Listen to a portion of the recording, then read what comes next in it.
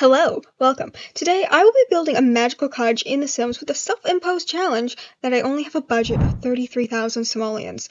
This build is mostly inspired by that stained glass window from Cottage Living. You know the one, the beautiful, colorful, animal-themed one. I love the fox ones, especially the one with the classic fox colors, but I never get the opportunity to use it. It can be so hard because it can be so hard to incorporate into some more normal builds. I mean, you just don't see stained glass in your average suburban house anymore. A shame, truly. So I figured, cottage. Perfect, especially if I'm using a fox stained glass window because foxes live in forests. And since I'm making a cottage, I thought to hell with it. I'm doing what I love and making it magical because magical cottages are gorgeous. My favorite thing. Maybe that's a symptom of being a neurodivergent lesbian, but who's here to judge that? It still looks good. Anyway, so here I am, building it in Glimmerbrook, a gorgeous world with some, not great builds, and does not have anywhere near enough lots to satisfy me. I am an insatiable god of chaos who demands that their needs be met. I'm a little hinged, but Scorpio season is coming in, and I cannot help myself. Back to our regularly scheduled programming! I tried to keep the color scheme to browns and the colors found in that stained glass window, you know, oranges, reds, yellows, blue, and teal. Thankfully, the fence from Realm of Magic has the exact colors I needed. Also, it's fun because I have never used it before. I'm not even kidding. I mean, that pack has been out for forever. I haven't had it since it came out because I waited for a sale like years down the line. But still, I've had the pack for a while. Still never used it. I just couldn't figure a way out to use it, honestly. I do really like how that fence turned out here, though. Not sure if I'll ever use it again. I mean, as I said, it really just does not fit with, honestly, most things in this game. Even the pack it came with, it doesn't match with a lot of stuff from that. Let me know in the comments if you've ever used the Realm of Magic fence and how you were able to incorporate it into a build. I'm genuinely very curious. And I didn't just use this color scheme outside, I carried it to the inside to keep it consistent. Plus, I was having fun with it. The house has an open concept living, kitchen, and dining, with a green room off the back. Well, I don't know if that's the right word. I think it's the right word, that a room that sometimes houses have that is just like covered with glass windows. It's like a greenhouse but attached, so green room. That was my thought process, at least, And then there's one bathroom and one bedroom. I kept the house small because of the self-imposed challenge of the 33,000 simoleon budget. I did not want to stretch myself or the budget too thin. This way, I was able to use a lot of the items that I like and are just kind of some of my favorites, and to add that beautiful magical vibe, a good amount of clutter to do so. I love clutter sometimes. Sometimes it's the bane of my existence because it just takes so long to find the perfect pieces and put them exactly where you want. And other times I absolutely love it because it just makes a build feel complete. I'm getting off track. Anyway, the kitchen did give me a bit of trouble with finding stuff that looked good within the colors I was using. I mean, this kitchen, it's still not my favorite, but I think I made it work in the end. I have a certain type of kitchen I like, and I know it's not everyone's cup of tea, and it certainly wasn't the cup of tea for this build, so I still tried to work with it. I tried to do something. The outside, though, I really like the outside. I made a beautiful outdoor magic corner with a lot of my favorite landscaping. Debug landscaping, that is, because I ran out of money by the end. Oops. My bad. But it's just so cozy and whimsical, and I love it, and I wish I had a backyard like that. I mean, beautiful trees draping everywhere, beautiful foliage. I'm sorry. I'm getting a little lost in the sauce. Speaking of backyards and landscaping, I have been trying to clean up the outside of my grandparents' house with my dad for the past week. Now, my grandmother is a hoarder. I've said this before, and I'll say it time and time again. She's a hoarder. And that outside, it did not escape her chaos. I mean, it's not as bad as some hoarder houses out there. It looks fairly normal, but it's still rough.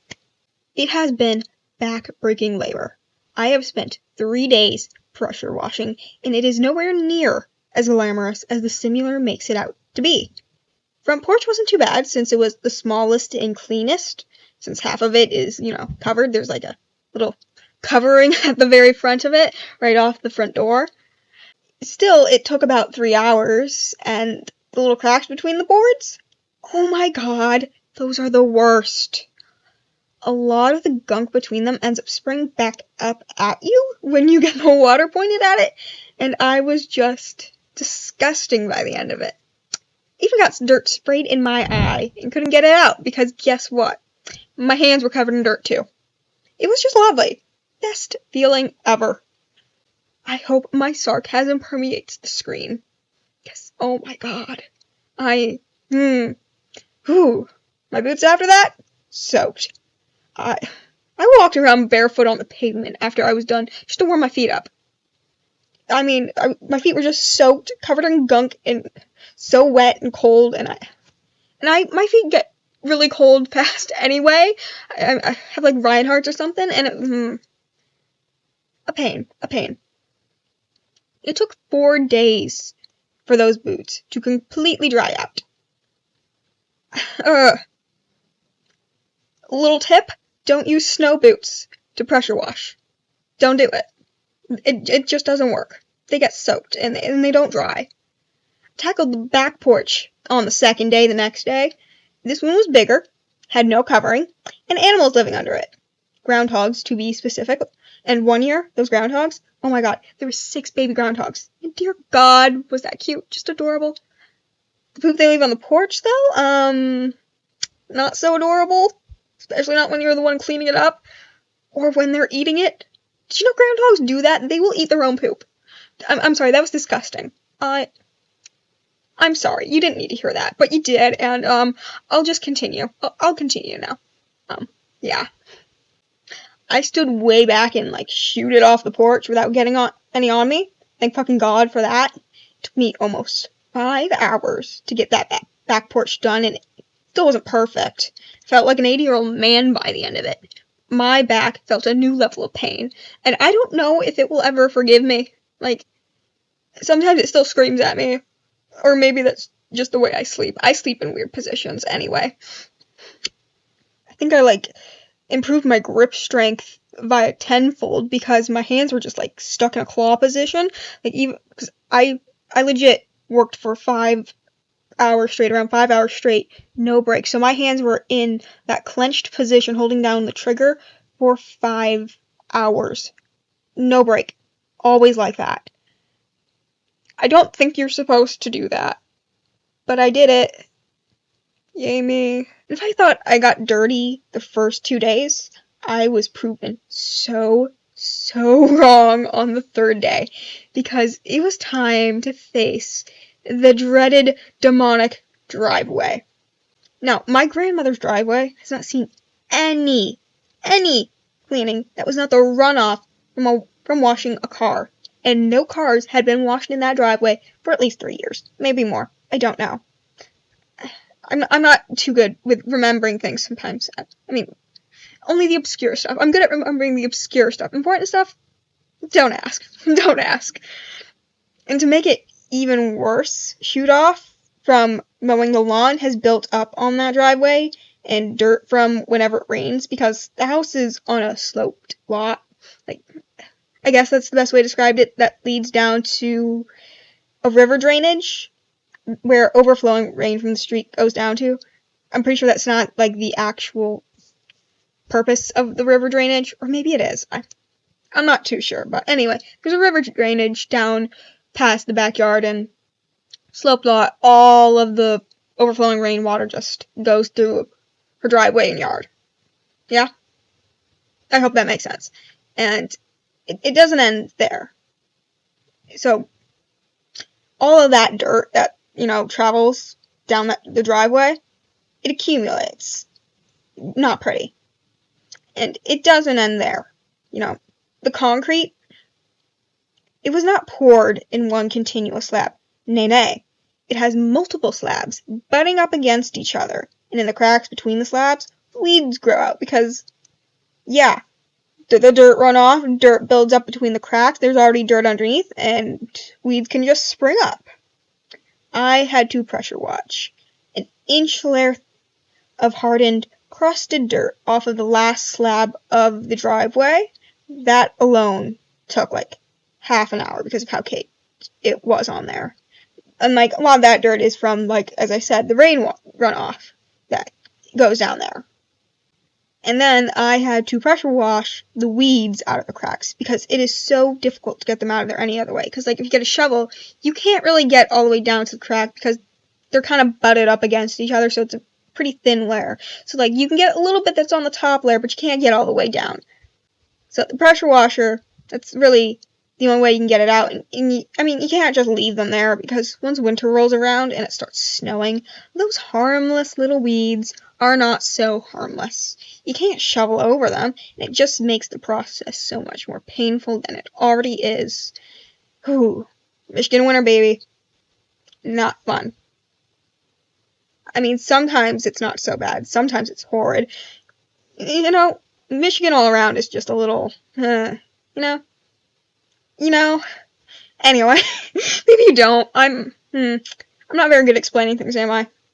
So much dirt was sprayed back at me cleaning that driveway. I looked like I had walked out of a sewer. Teenage Mutant Ninja Turtles, get out the way. New sewer monster in town.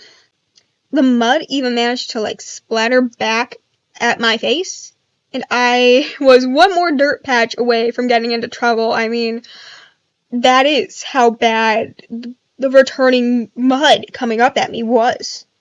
I really don't mean that to say offensive. That is the only way I can describe how I looked. It was bad. The shower water coming off me that day, straight up black. There was a little black circle where I stood in that shower.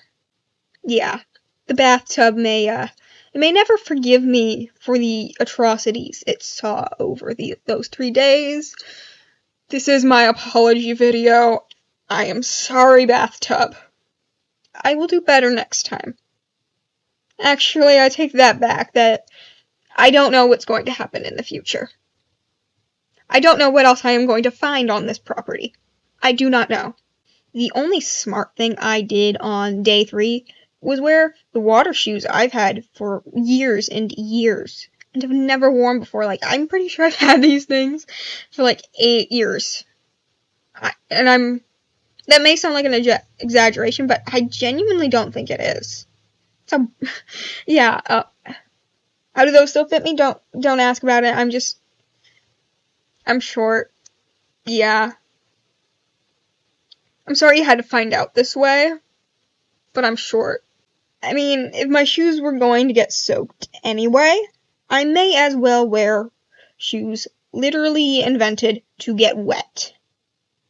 Those only took about a day to air dry outside, whereas the other 2 pairs of boots, one of them, as I said, the snow boots, those took like 4 days at least to dry, and then the other boots were like work boots. Those ones didn't take quite as long, about 2.5 days to dry. So, work boots were better than the snow boots. But, water shoes, only about a day. Only about a day to air dry outside. So, yay me.